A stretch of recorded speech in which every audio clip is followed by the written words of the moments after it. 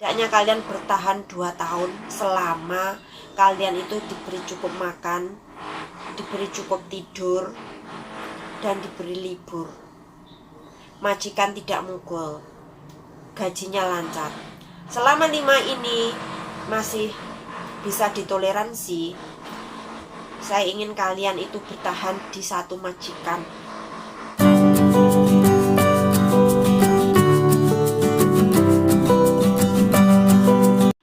Assalamualaikum warahmatullahi wabarakatuh. Berjumpa lagi bersama saya di channel Pojok TKW, channel yang membahas khusus per TKW-an ya guys. Pokoknya baik berita yang buruk ataupun berita yang baik akan kita bahas di sini. Dan saya membuat konten ini adalah untuk memberikan opini dan pendapat saya ya. Saya tidak bermaksud menjudge atau memberikan pembelaan sepihak antara pihak 1 dan 2, tapi saya di sini itu adalah netral. Oke, minal aizin wal faizin, mohon maaf lahir dan batin ya teman-teman. Jika Pojok TKW ataupun saya pribadi ada salah kepada kalian, saya mohon maaf yang sebesar-besarnya di hari raya lebaran kali ini. Oke. Video kali ini kita akan membahas tentang yang simpel-simpel aja ya. Ini tentang kehidupan kita di sini.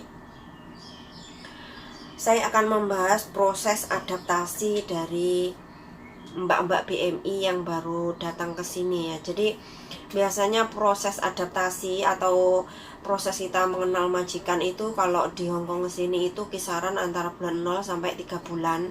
Tapi ada juga yang bertahun-tahun itu belum bisa beradaptasi. Dan saya mau memberikan sedikit pengalaman saya bagaimana saya bisa beradaptasi dengan lingkungan dari bos saya ini. Nah, perlu kalian ketahui ya teman-teman bahwa keluarga bos aku ini itu sebenarnya keluarga yang harmonis sebenarnya.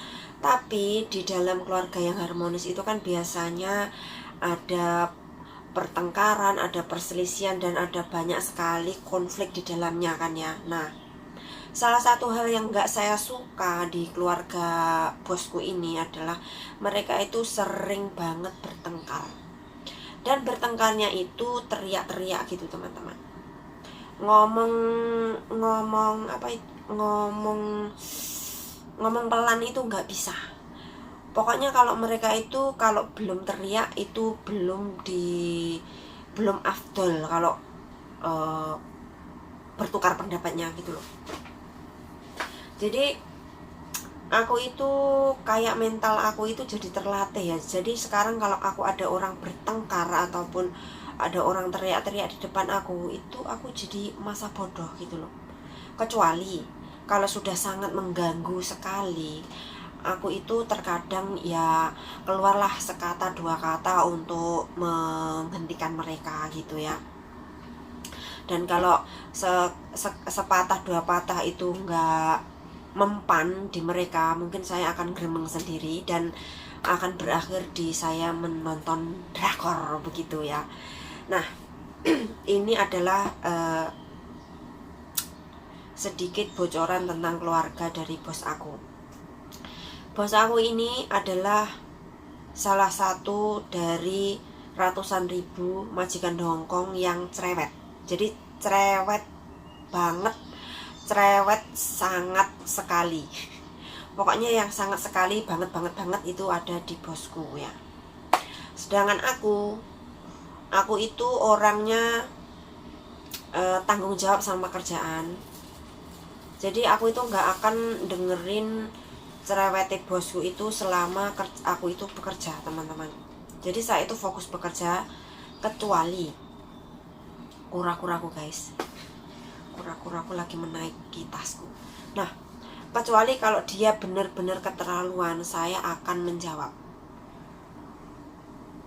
Pada saat awal mula aku bekerja di sini, aku selama kerja 1 bulan itu oke, saya diem, saya nggak menjawab majikanku ngomel-ngomel. Itu bener, kalau kalian itu mental kalian nggak kalian latih, kalian bekerja di rumah bosku ini 1 bulan, saya jamin kalian akan pergi. Karena dia itu teriak-teriak di dekat kuping, guys. Saya kan diem hingga pada akhirnya saya itu nggak betah ya. Jadi aku di bulan kedua itu bilang sama si bosku ini, kalau kamu nggak suka sama aku bisa angkat kaki dari rumahmu hari ini juga. Aku bilang begitu sama bosku. Terus ya dia memberikan penjelasan kalau aku itu sebenarnya bisa bekerja di sini. Terus batinku, ya iyalah aku bisa bekerja, karena apa? Karena dia ngomel-ngomelnya dia, secara dia, saya itu nggak pernah jawab, teman-teman. Ingat ya, saya nggak pernah jawab di 2 bulan pertama. Karena apa? Karena fokus saya itu adalah bekerja. Jadi kita abaikan saja dia ngomel apa saja, terserah, yang penting kerjaan kita itu selesai. Tapi di bulan kedua akhir itu saya merasa nggak betah ya, nggak bisa lah, karena cerewetnya dia itu udah nggak bisa ditoleransi lagi.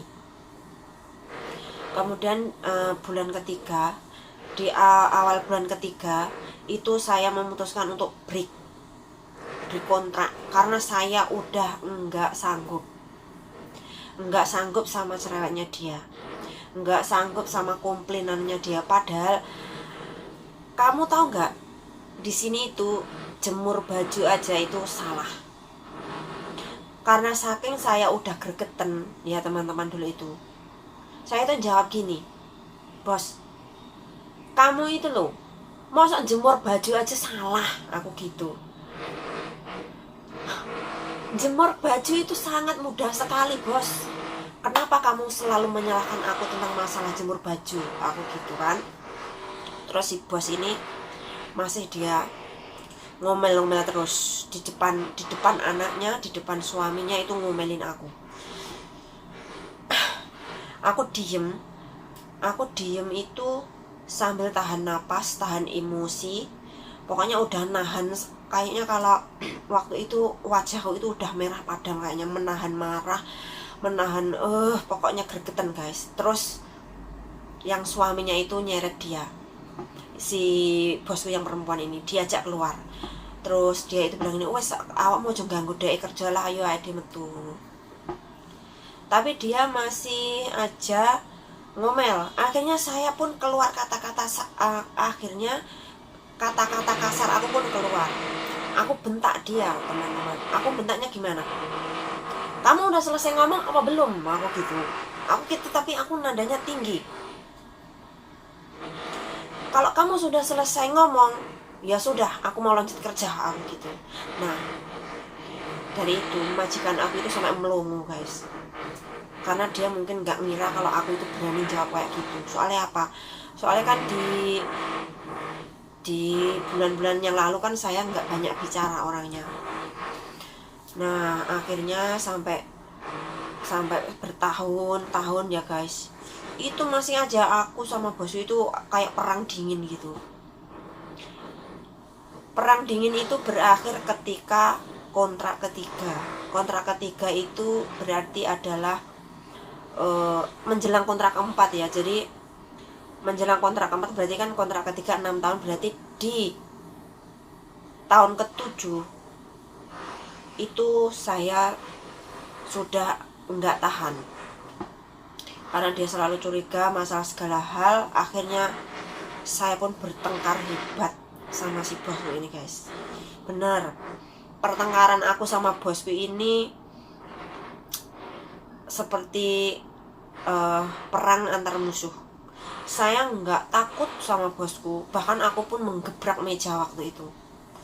Dan setelah menggebrak meja, aku itu satu sama bosku selama 1 minggu.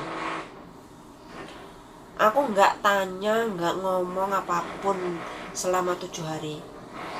Jadi kalau gini, kalau waktunya ngasih sarapan ya aku kasih, waktunya makan siang ya aku kasih, waktunya makan malam juga aku kasih. Tapi saya nggak mengeluarkan sepatah kata pun, sama sekali nggak mengeluarkan sepatah kata. Akhirnya si bosku itu berinisiatif mengajak saya ngobrol, meminta maaf kepada saya. Nah, tapi minta maafnya dia itu nggak tulus, guys. Akhirnya saya pun lanjut diem lagi.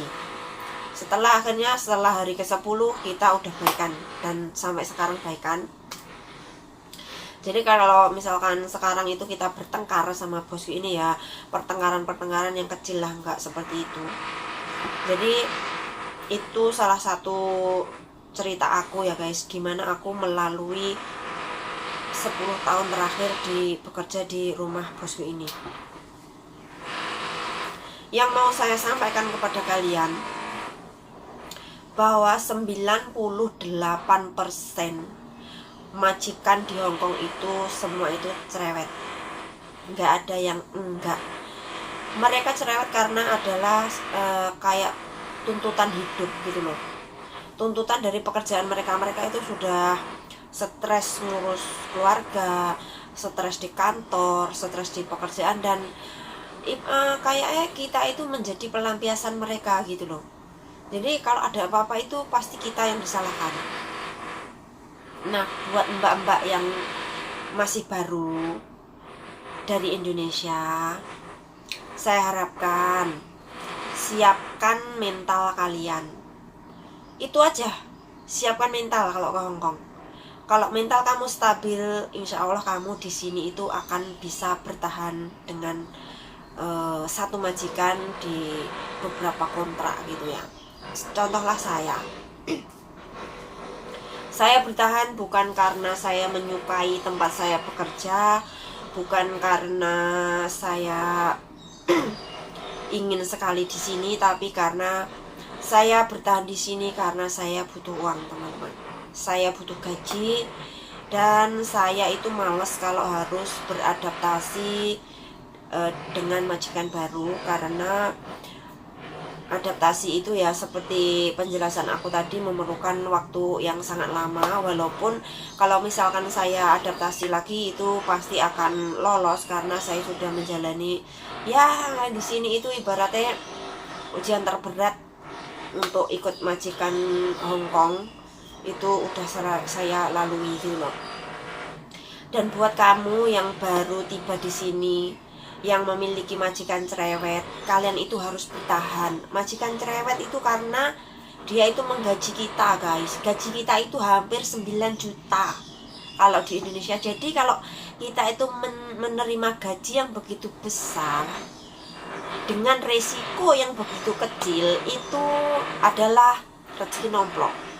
Tapi yang seperti itu enggak ada banyak persennya. Ya yang 2% itu tadi, 98%-nya kita itu harus benar-benar diuji mental kita. Nanti kalau mental kita udah stabil, kita itu pasti menjalani ujian itu, pasti langkah kita ke depannya akan jauh lebih ringan ya.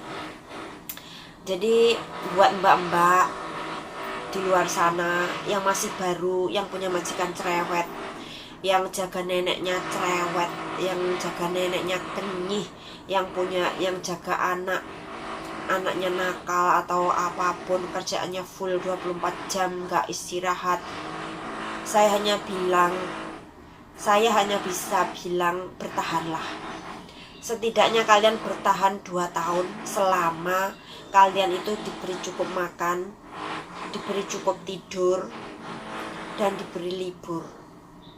Majikan tidak mukul, gajinya lancar. Selama 5 ini masih bisa ditoleransi, saya ingin kalian itu bertahan di satu majikan.